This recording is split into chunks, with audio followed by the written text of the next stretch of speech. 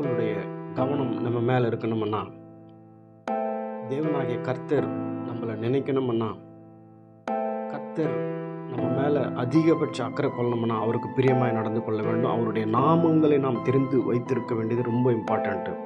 இயேசு கிறிஸ்துவின் நாமம் என்னன்னா, அந்த நாமத்தில் பெரிய மகிமை இருக்குங்க. எல்லா நாமத்திற்கும் மேலான நாமம் இயேசுவின் நாமம்.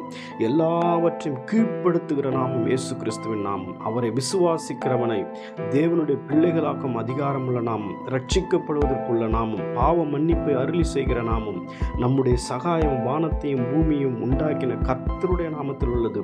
சேனைகளின் கர்த்தர் என்பது அவருடைய நாமம். நமக்கு நித்திய ஜீவனை கொடுக்கின்ற நாமம் இயேசுவின் நாமம். நம்மளை சுத்திகரித்து பரிசுத்தமாக்குகிற நாமம் இயேசுவின் நாமம்.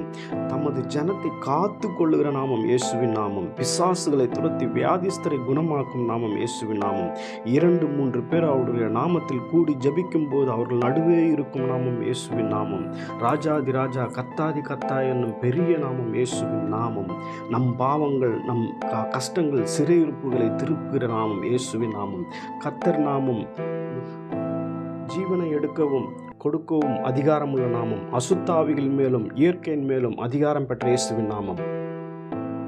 பிதாக்களுடைய அக்கிரமத்தை அவருடைய பின்னடியார் பிள்ளைகளின் மடியிலே சரி கட்டுகிறவருமாகிய சேனைகளின் கர்த்தர் என்னும் நாமமுள்ளவர் நம் தேவனாகிய கர்த்தருடைய நாமம்.